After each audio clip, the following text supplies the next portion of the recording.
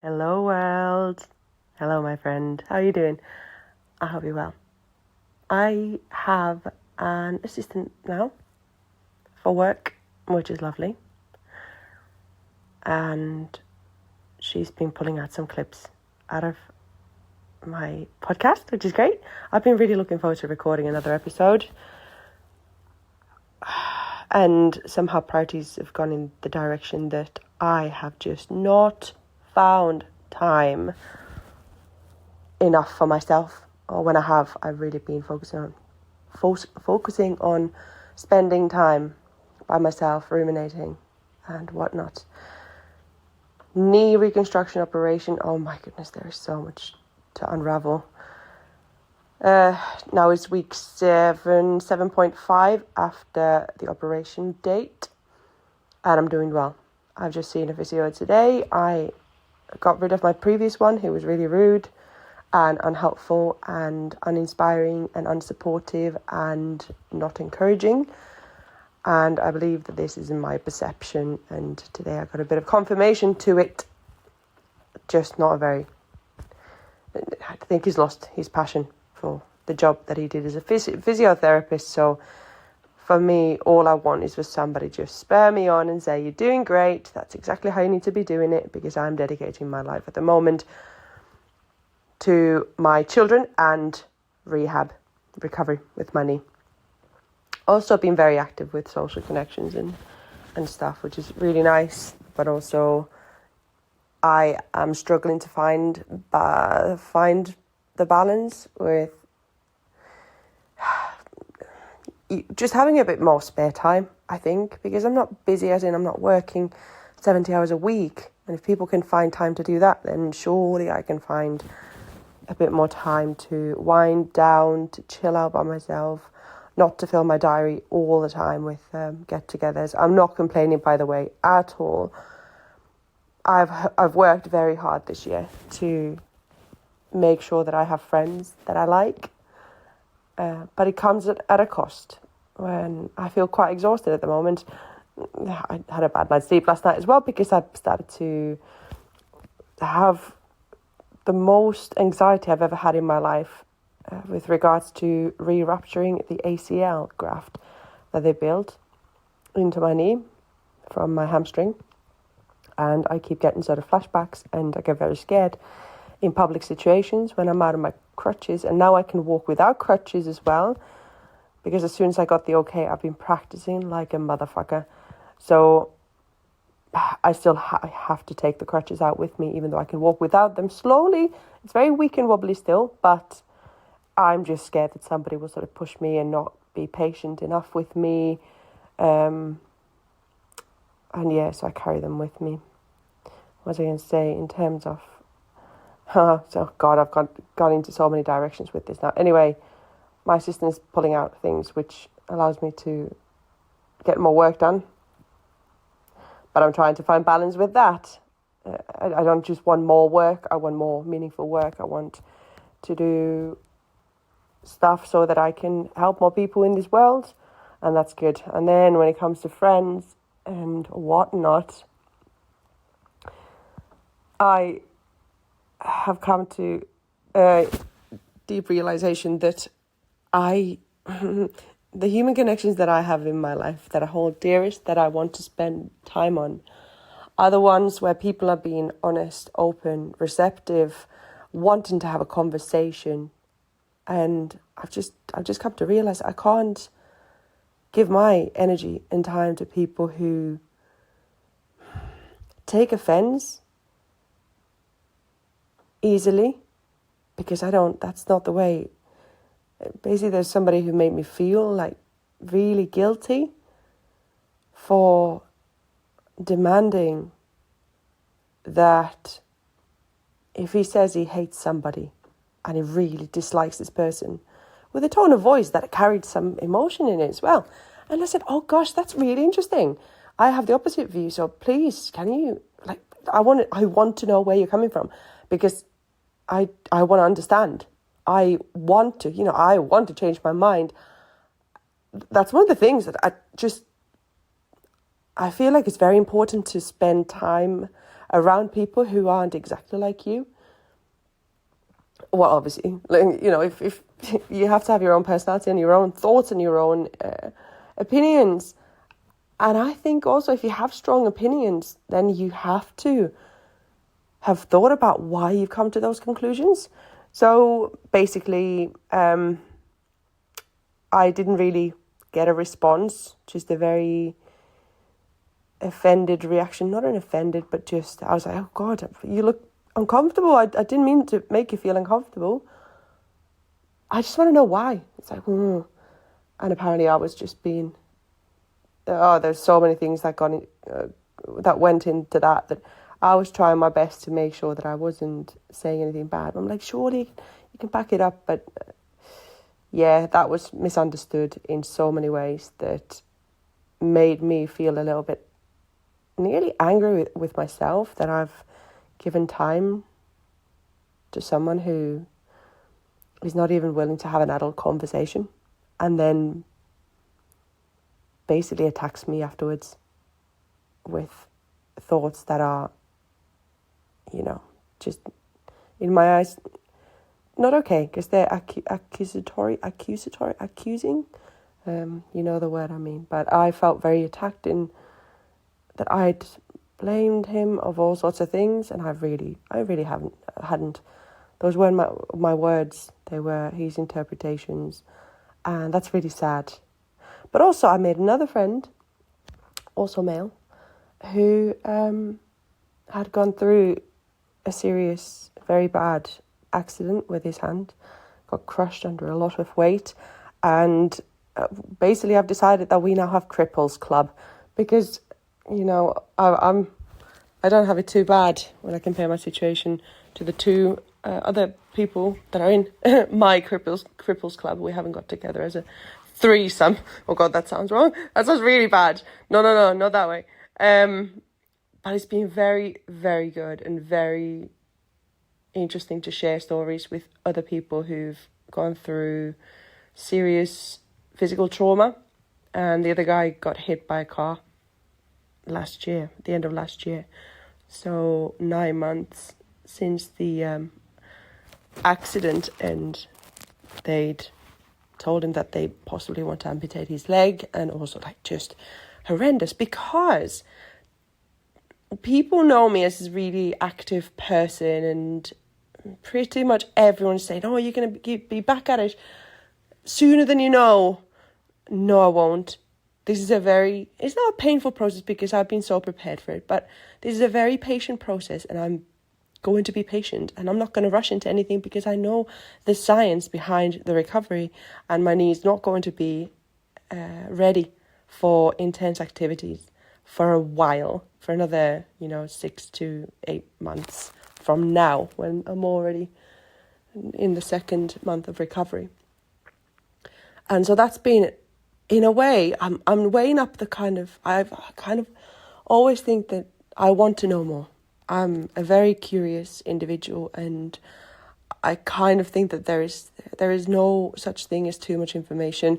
We're not going to go into details here, but basically some truth, if it's to do with personal relationships and friendships, then yes, you shouldn't just say absolutely everything that's on your mind, because that's just not considerate, and you carry some of that burden yourself. But in terms of sort of real truths and facts, real facts, true facts, as they cleverly say, I just want to know as much as possible. And it's really, really interesting to hear people's stories who've actually had bad injuries, and because we have this mutual understanding of how fucking psychologically hard it really is to have your life completely changed overnight, or in a second, in a fraction of a second, in a moment. Obviously, my injury came from a gymnastics or partner acrobatics trick that was it was a shame it happened, but it couldn't have gone any other way. And what my new friend's psychologist had said that basically he has to understand that he's going through loss, which makes sense because you're grieving kind of the life that you used to have as a fully able-bodied person, and now it's gone. And at the same time as, you might regain function really well and be a pretty capable person afterwards as well. And especially with if I manage to rehab this knee properly, my hamstring graft should end up being stronger than my original one. So I should be able to get back to normal activities. But also then it's just the fact that I will be more than a year and a half older than I was before the injury. So it's not just what happened and then you're patient with time and you go through that, but it's that you're kind of never going to get that time back. So I will never be able to get back into the sports that I used to do this in the same way, because I've lost a year and a half of that time when I haven't been able to sort of fully try things and do things. And then I'm not getting any younger. I'm 37, am I? Something like that, close to 40 years of age. And it's just the fact that we're not getting any younger. And it's really difficult you can't fully appreciate what you have if you haven't lost it. And for people to say to me, oh, it'll fly by. No, it fucking won't. And people are so well-meaning and so beautiful, and it's amazing to receive so much encouragement. But they just don't get it. Unless they've gone through something similar. And my situation is not similar to my friends' situations, because it's not as traumatic. It doesn't take as long to heal. And it's very different, but there is something that we share psychologically, us in the Cripples Club, that is very insightful. And so, why does this watch always want to talk to me when I don't want to talk to it? I need to learn to disable that. Anyway, so if you are someone who's gone through physical trauma, please do send me an email or a DM in the Instagram or email hello@erikahelsinki.com, because that'd be very interesting. Very, very interesting to hear other people's thoughts. What else? I actually have an hour, 45 minutes to myself, which is probably, it's hard, kind of the first time in weeks. I have had time to myself, but I want to take time to go for walks, to just sit down quietly by myself, to maybe go through pictures that I've taken during the day, pictures and videos. I take far too many. I should chill out a little bit, because my camera roll, whatever it's called, it's just, I don't know how to learn to take fewer pictures and images, because I still feel like I live in the moment when I'm taking them, and I make sure that I absorb the moment as it is before I dig out my camera, or my phone rather, because you can't live life through the lens. It's not the same. It's all this time spent on social media and just behind screens, or even in virtual reality. It's not the real thing. It'll never be the real thing, and fuck my life. I really worry for the future of men and women, heterosexual sort of coupling, because men, I feel like I just meet people who have so beyond hope. It's just so tragic. Girlfriends who, to be honest, me included at this moment in time, like I don't want anyone to mess up with my time. Just quite tragic in a way. I want to do exactly what I want to do, and I want to live my life, and I love compromises, but I don't want to live under the same roof with anyone right now, apart from my children, of course. I have no desire. And then there's these guys who are either in, long committed relationships, beautiful, good for them. That was my dream back in the day. That was my big, big dream. Really want to grow old with somebody, and when you really know someone, you can really create that deep love where you love the other person because you know their flaws. and because you are committed to working together in that relationship, in that companionship, to face any adversity. And the biggest tragic thing that could then happen is to lose that other person. I have that with my children now. Obviously, that's not romantic. Well, why did I even need to say that? That's ridiculous. But guys, the amount of guys I just see, to me, feels like it's either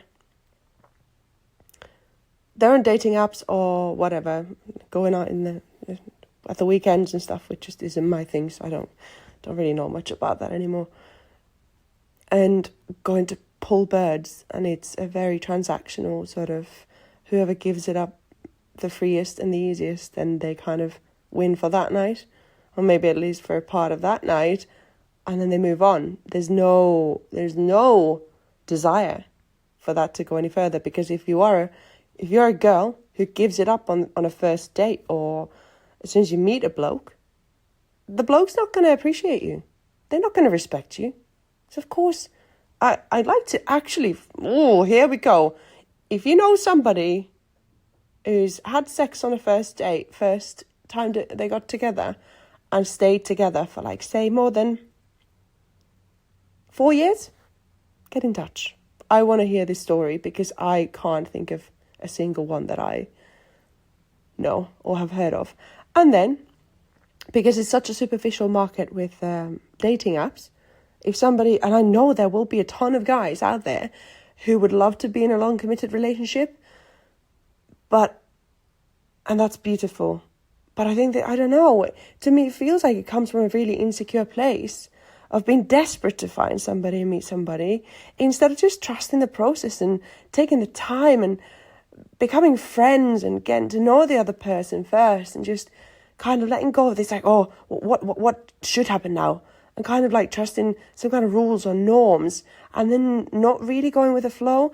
And also guys who are sort of apologetic or too available to a woman, at least for a woman like me, that's not attractive either, at all, because then the woman doesn't have respect for the man. So I just think it's a lack of, if there is a guy who sort of would like something, I don't know, I feel really sad about the situation of how many, I just don't think, I've not met in a long time anyone who's proper confident and knows what they're doing, knows what they like, and is down for a relationship.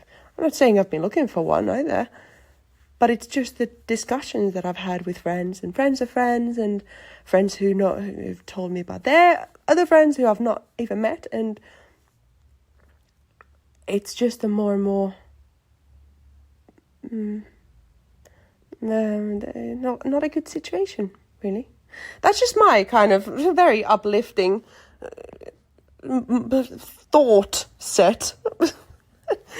That's my thoughts at the moment. Because it's the kind of, oh my God, it's old age, chivalry, men just be nice to women. What was it just recently? And it's I think someone said it in a podcast, and it was so accurate, that toxic masculinity is not masculinity at all.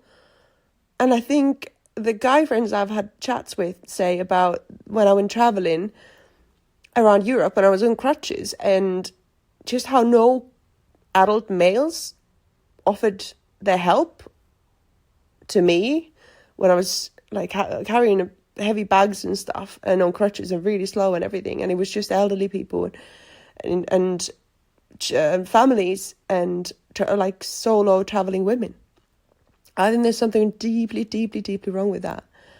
And to then kind of have conversations about that with my male friends who say that they're kind of scared because of the internet, and if somebody films it or takes it the wrong way, or thinks that they are, just being somehow sexually approaching the woman. But come on, we all need to grow a pair of fucking balls, or whatever the equivalent is for girls, pair of tits. Okay. You know what I mean? It's like toxic masculinity, I think, is what stigmatizes. People just think that if guys, I don't know, I don't even know. It's just all really tits up. And there's, I think, a sense right now where the world is so fucked up that I'm not sure what's going to come out of this. So guess what I'm going to do? I'm just going to go with the fucking flow and chill and, yeah, do whatever feels the best. It's quite crazy, and I've still not got back to how I'd like the house to be, because going through this recovery process, the house is messier than ever and like at a consistent level, which I actually can't stand. But the struggle with having enough time, it's just not my priority. Right now, I'm sat on my sofa and I've got a pile of clothes in front of me. I've got the bowl that I had my salad from before. I've got a glass that basically there's just dishes out that could be in the dishwasher. I've got a coat on my my seat. What's it called? Chair. That was a difficult word for a Finn. I've just got things I've ordered off Amazon that I've just opened and left. I've got a pile of books because I'm now a really avid reader.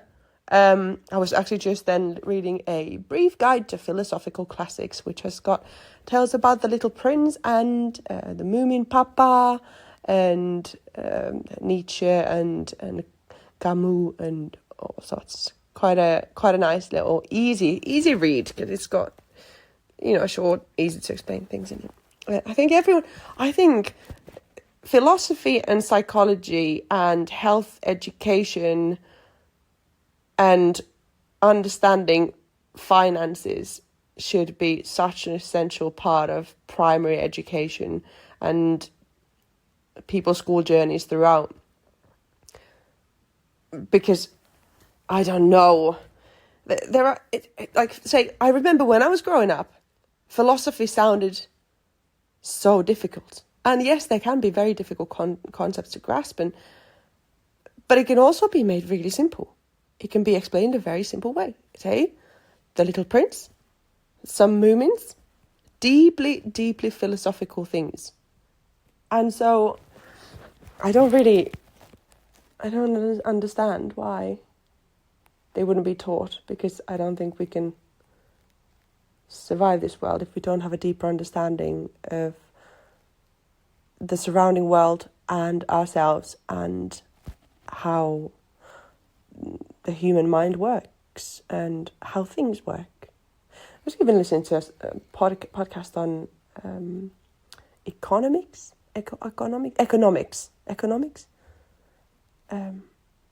And that's not a thing that normally... I was drawn towards philosophy and psychology because they sounded so, naughty. I was like, oh, that sounds interesting and complicated. I want to learn complicated things. And then something like economics just sounds really boring and why would anyone? But then you listen to somebody who's actually a good teacher and tells you things in a simple way, and suddenly it applies to everything. Like mathematics applies to bloody everything. We know that there are so many more dimensions in the universe than we can understand. And where are they? And the more I keep learning, the deeper the learning gets and the fewer people I have actually to talk to about this. But I think, yeah, it is like things are everywhere. I wonder also what's going to come out of these UFO things and stuff. Funny how there's so many sightings in America and stuff. But yeah, I'm taking the kids to London tomorrow. Again, we went 2 weeks ago as well. But I'm going to go and see my favourite man. Is he my favourite man? I think he might be my favourite man. In the world. Maybe? Oh my God, that's quite a radical statement. But right now, it stands. Darren Brown has created a new show. Very mysterious. It's called... Oh God, what's it called? Oh my God. Well, you'll find it out if you Google it. And it's going to be performed. He's not in it, but if he's written it, I trust in it. I have full faith in it being an awe-inspiring event. So I can't wait to go and watch it. And also my friend, I'm gonna stay at hers or theirs, her and her husband's house, flat. And really looking forward to just chilling out and having a bit of... Do you know what I'm really looking forward to? Sitting on the train and this time actually having time to go through my emails. That sounds so horrific. Like, again, emails are not my priority. I don't read them. And sometimes I'll have an important email from 2 weeks ago and I have no idea because I just don't even bother. I don't get notifications anywhere and I just go, I can't be arsed with that shit. So train journeys, I love just I'll take my iPad and I'll just go unsubscribe, because it's like there's nothing else to do. There's not enough reception to have a phone call with a friend, or the internet's terrible. So I could maybe actually download a couple of more episodes of The Vikings, which I haven't even had time to watch recently, and I can't wait to watch more of it. It's not a lack of... sometimes just feel like it's not a priority. It is. I would love to do it, but I just don't have the time to do it. People put off exercise because, I want to lose weight, or I want to gain muscle, or I want to get stronger. But you don't really want to if you don't know your real deep motivations. Maybe my motivation with Vikings is just switching off and actually listening to a story that I find fascinating. I really... in a really twisted way, fancy Ivar the Boneless in the Vikings. Oh, just love his character. Absolutely love it. Like, I started following him on Instagram after I watched the Vikings last time, just the last 2 seasons. And I was like, oh no, I don't fancy him, but I just fancy his character. He's so Ivar.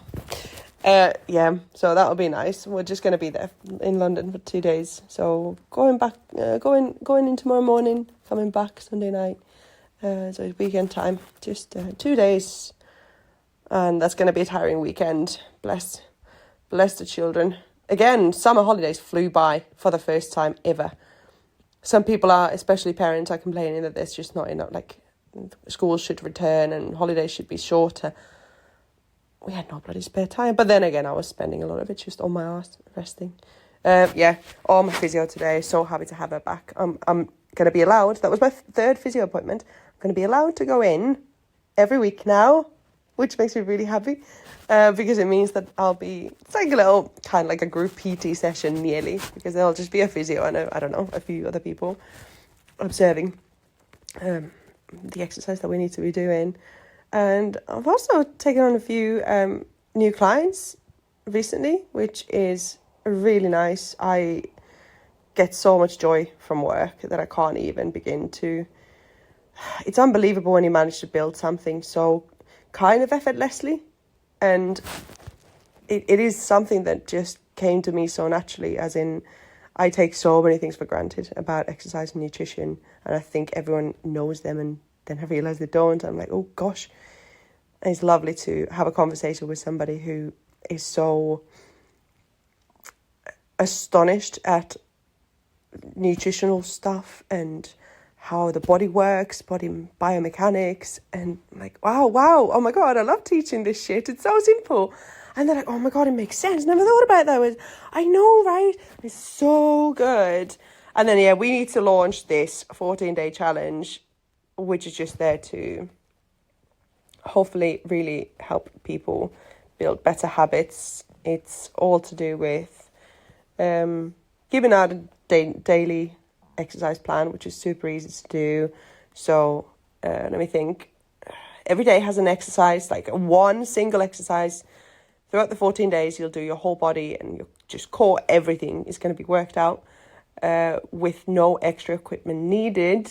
And it's going to be either 100 reps of said exercise or 100 seconds of holding a specific exercise. Then a shopping list. That's going to be, the basis for how people eat on the 14-day challenge plan. Do you call it a plan? Yeah. And basically the whole big idea is that I don't want people to think that they can fail on it, because they can't. It doesn't matter if you skip a day, if you don't do your exercises, or if you eat something other than what's on the shopping list. And very importantly, there's going to be such a big thing, so I'm going to spend some time with every individual, making sure that they know what they're doing, like 1-to-1.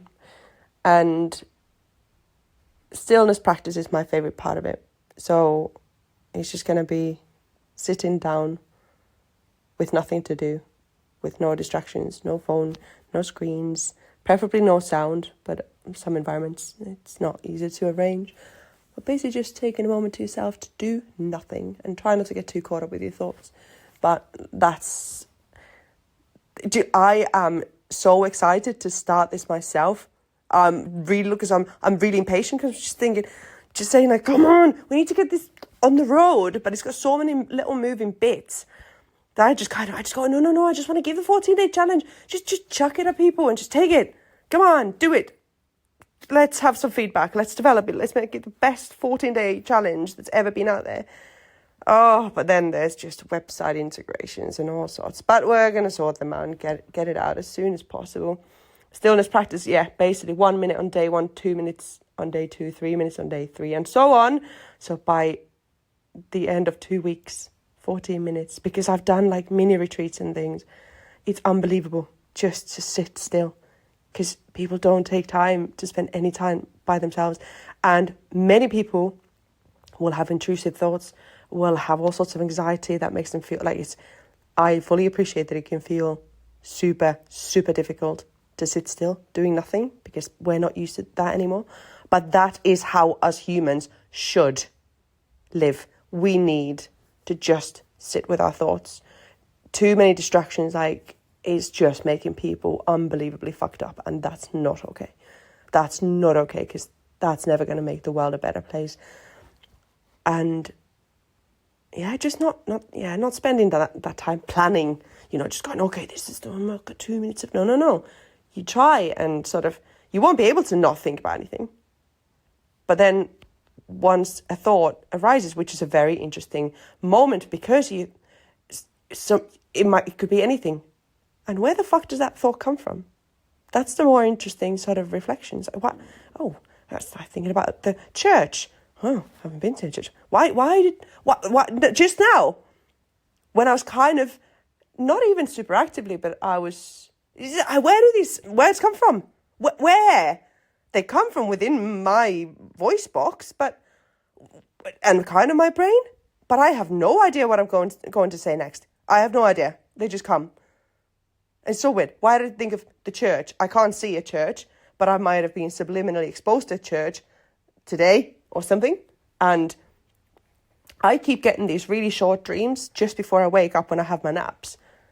It's so interesting, because I might remember 3 different dreams, but they disappear from my thoughts straight away. So I can't recall them, but I know I've had them. And then I think, I'm always so astonished, just thinking, where do these dreams come from? Oh my God, the human psyche is unbelievable. What else do we have? A bit of focus on hydration. Basically, it's as difficult as starting a day with a pint of water. That's it. Because some people just don't even properly drink ever. And first thing in the morning, it's super easy. You can fucking leave it on your bedside table and down it in the morning, or just go straight to the sink, whatever. What else? Other bits and bobs. But hopefully this is going to be something. I want it to be something just where I'm able to give more to the world. Because I am at the moment in life where I have a bit of... This is what I'm going to say. I have a bit of spare time, when I've just been saying I don't have any spare time. Fucking Jesus. Sorry, Lord, whatever you're supposed to say. But I just feel like once it comes from my heart and I know I just want to do good, then that is something that I can't wait to give my time and energy to. Because it's so rewarding, like my job, when I see and hear about people's revelations, their progress, both physically and in particular psychologically. It's that mental health aspect that is the biggest thing, because I think one of the big things when people come to my gym and they start training is they realize that, yes, they do come in to do physical exercise, but it's about so much more than that. We go through sleep. Actually, yes, sleep is one of the challenge things as well. Trying to spend, I think, at least 7.5 hours a night in bed. I've got friends who can't, like, I've got pretty serious sleeping problems and everything. But again, the point is in not perfecting your sleep straight away necessarily, but to make sure that you give your body at least the time to rest, to lie down in stillness, even if that means lying awake at night, which I actually did last night. I was up at 4:00 in the morning. I was staying in my friend's house, whose sort of house I'm looking after while she's away, and I was up at 4:00 until past 6:00. And I was just thinking it was too cold and everything. It's proper autumn now. I didn't want to get up and start doing stuff. And I was just...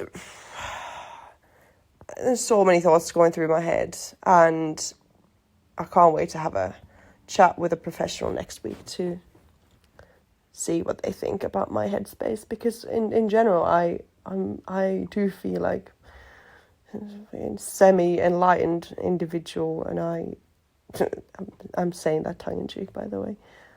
But life is pretty stress-free in general, and good, for which I'm very grateful. But the lack of sleep can really, really fuck up so many things in life. There's basically, you can't be a fully functioning, optimized individual. Not that anyone has to be optimized, but you know what I mean.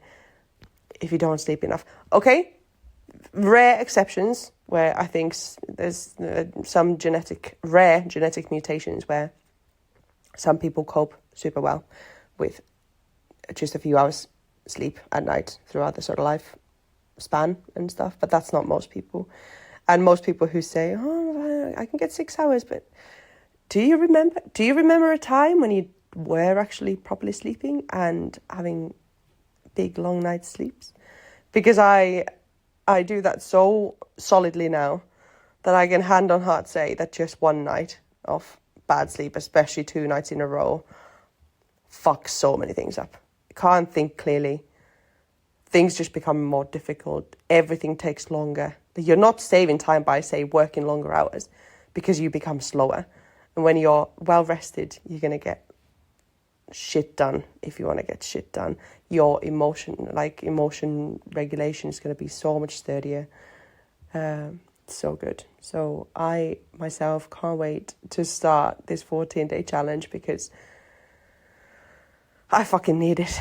I've been out and about too much, and I want to just really focus on the basics, and kind of, it's not starting from scratch, but overcomplicating things is not going to work. So it's a really simple, straightforward way to make sure that the basics are looked after. And then it's time for the other things. I need a pee now, and I think I've just got enough time, do I, to pop to the shops before the kids come back? Probably. It's just stopped raining. My lovely towels and shit were outside when it started. That was nice. Haven't started packing, haven't really even thought about packing, and I need to be in bed in a few hours. And I need to feed my children, and here we go.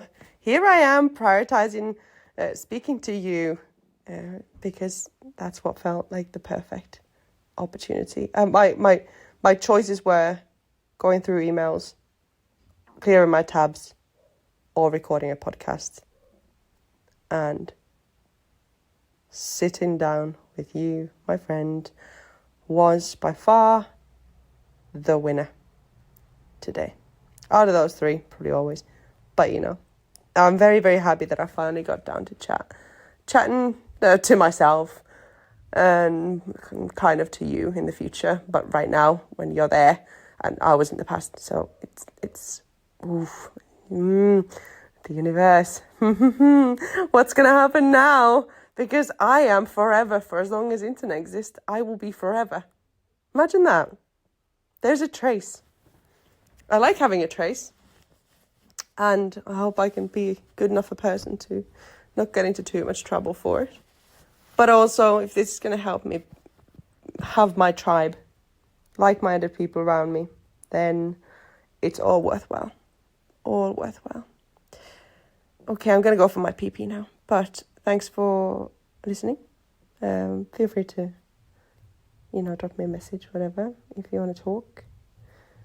Don't be offended if I don't respond, because I'm pretty terrible at even responding to my close friends. I'm pretty good at responding to clients, my PT clients. So there's a loophole into my system, which is message responding Jews. Thank you. Oh my God, fuck. My English has been just ridiculous the past couple of days. I haven't been able to speak. Well, yeah, 2 days. Yesterday and the day before, I felt like the world's coming to an end. This is getting worse, like, all the time as I get older, because it's that time of the month. Just horrific. Just think that everything's going to end. I can't put a finger on it. Don't know why. But anyway, come back for another episode. Hit subscribe or whatever button there is. And share this episode with a friend. If you'd like. I would very much like that. Like I like you. If you're here still now, then that's decent. Okay, I'll catch you next time. Look after yourself, and sending lots of strength and hugs, especially hugs. Thank God I've got kids, because I love hugs. And love your way. Bye-bye.